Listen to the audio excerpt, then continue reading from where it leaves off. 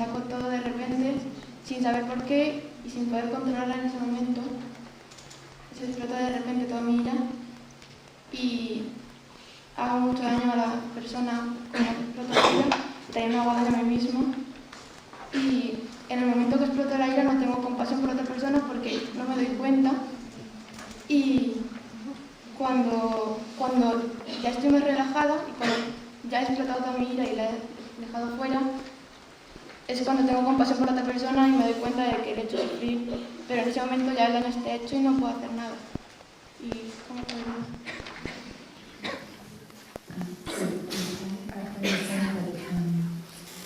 This is another question about anger, and she feels a lot of anger come out sometimes, and she doesn't want to let it come out.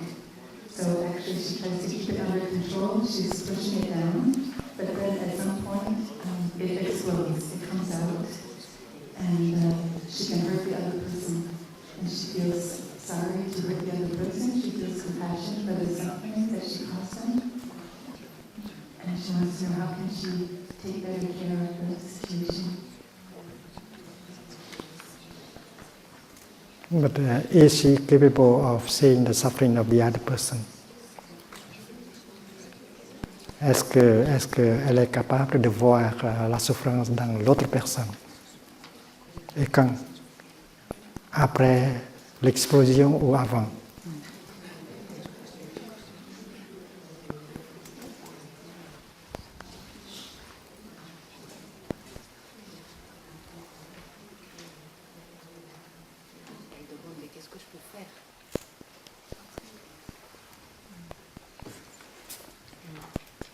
I do see the suffering, but I still have the strong emotion come out, and what can I do with it?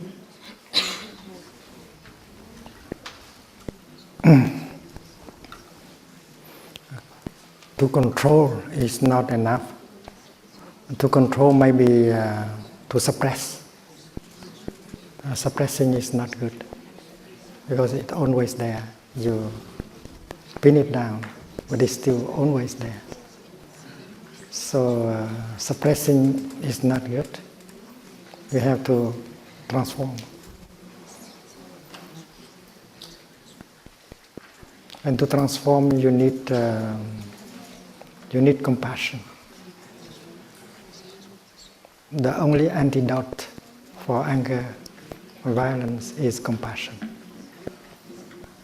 There is no other way. But how to fabricate compassion?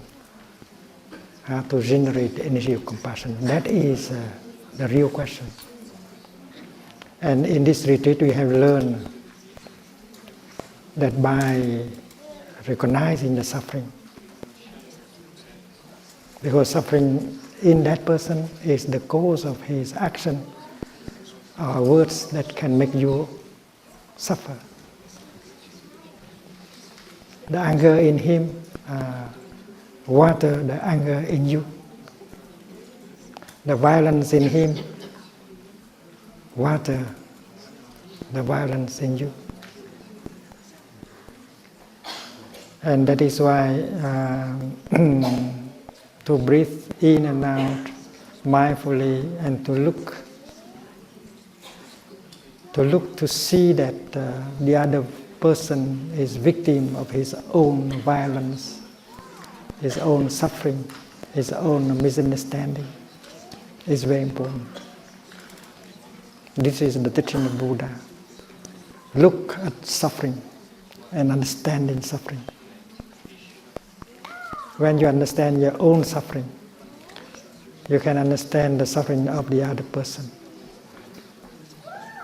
Understanding suffering always brings compassion, and only compassion can transform anger and violence.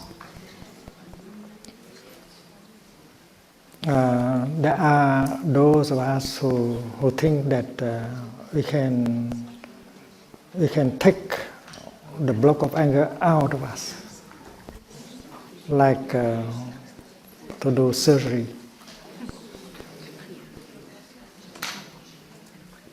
But you cannot do that with anger. You cannot take anger out of you. you can only transform it. Anger can be transformed within into something else.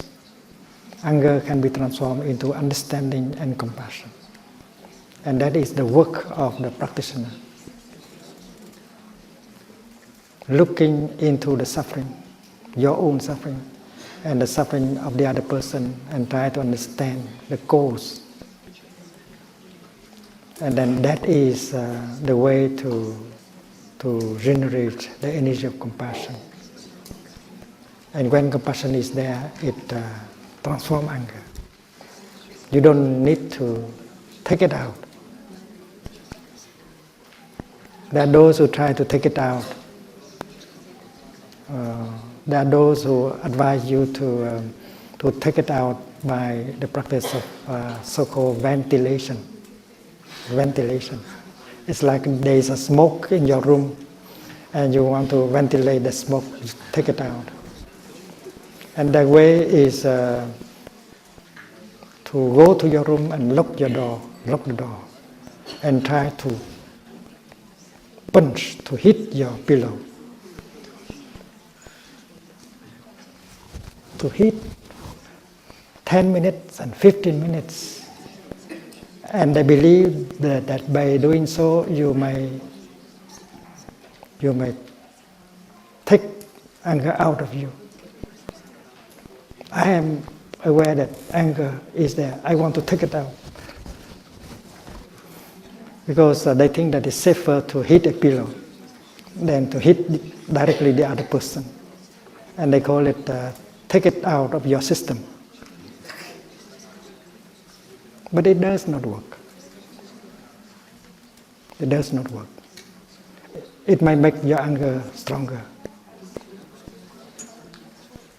It is like rehearsing the anger.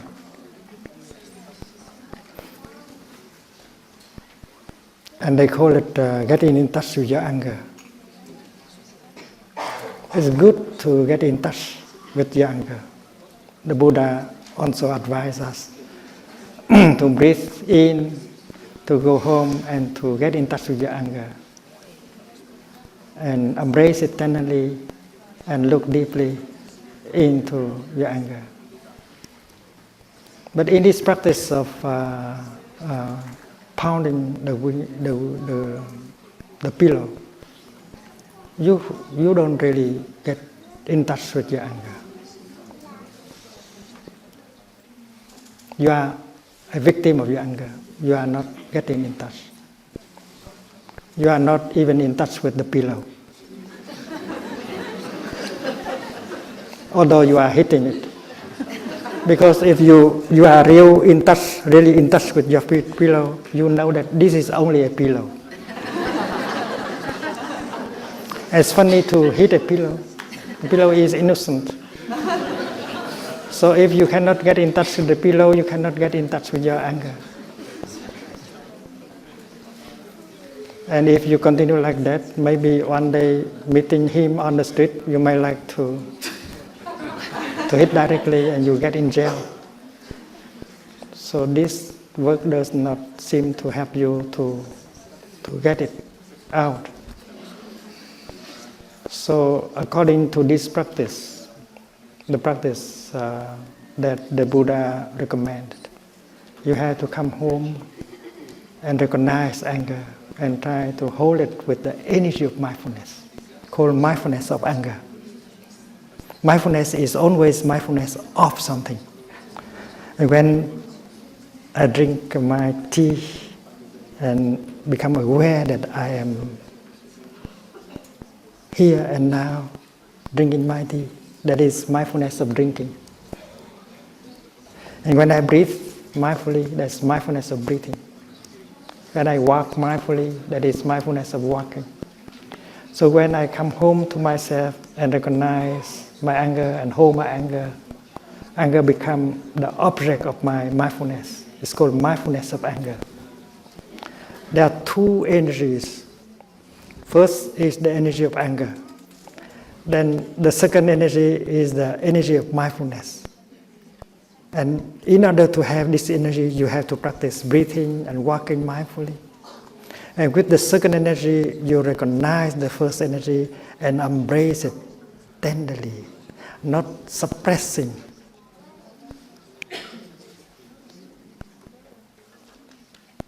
But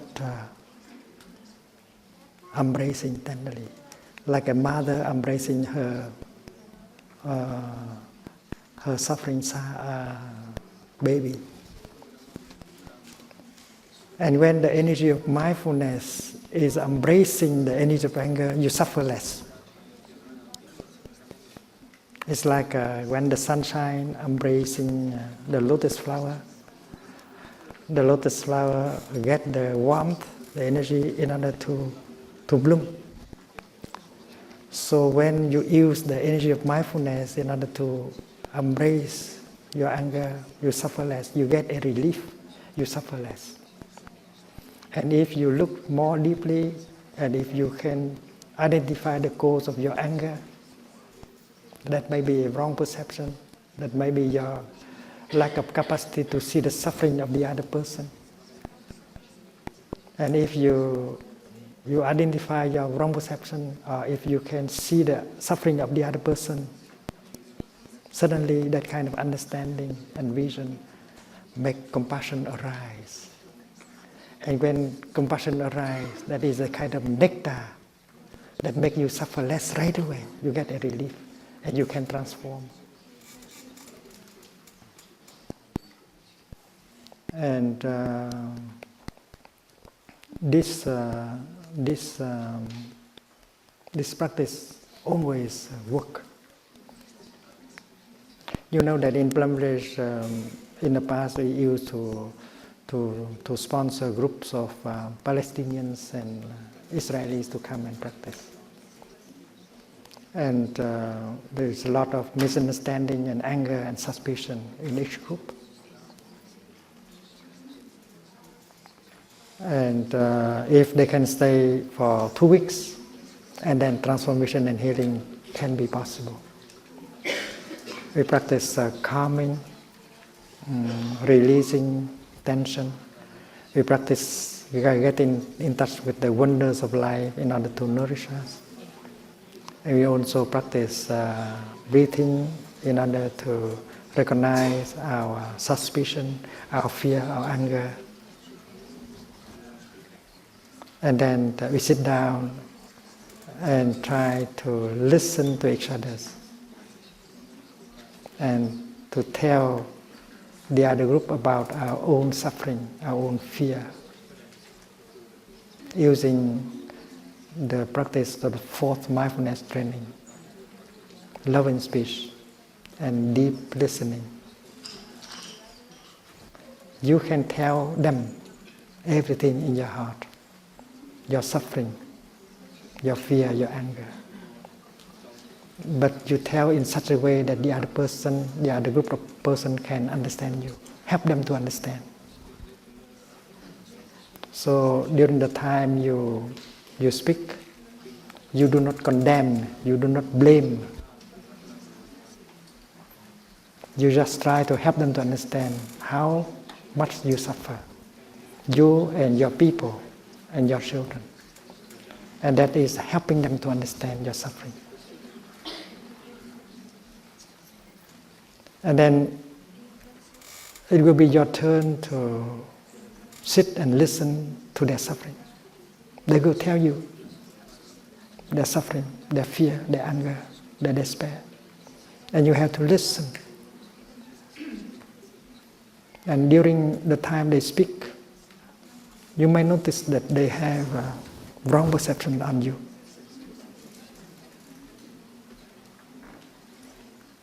And you want to correct them. But according to this practice, you should not correct them.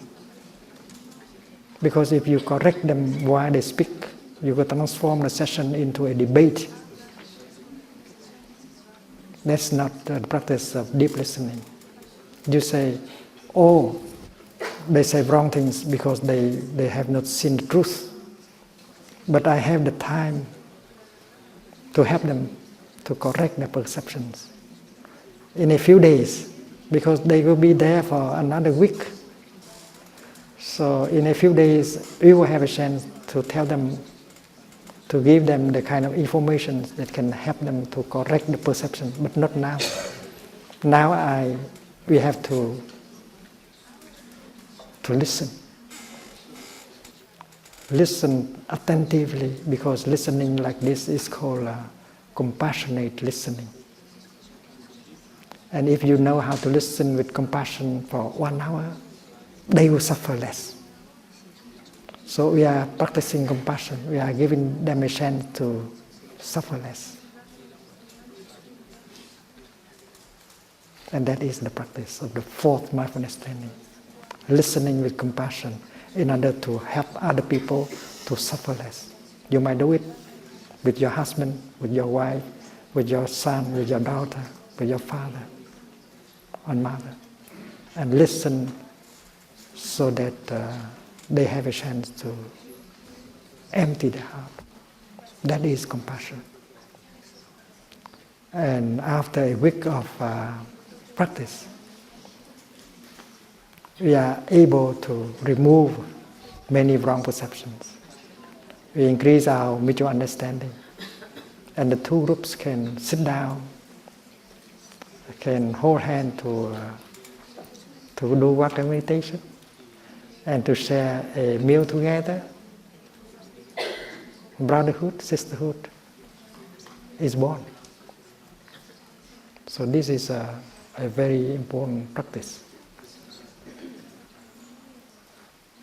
And we believe that politicians have to learn this practice. When they come to a peace negotiation, they should follow the instructions of calming, releasing, recognizing suffering inside, recognizing the suffering in the other person. And if they spend 1 week or 2 weeks practicing like that, their negotiation for peace will be fruitful. And I think in school of political science, students have to learn this kind of practice. And they don't need to be a Buddhist in order to learn. And this is applied ethics that can be taught in every kind of school, including elementary school. Because children can learn the practice and reconcile with their brothers and sisters and reconcile with their parents and help even their parents. There are many retreats organized for young people, children, and the children are transformed when they are able to see the suffering in their father, in their mother. And they come home after the retreat and they listen to their father and mother and help them to suffer less. It's a miracle that always happens in our retreats.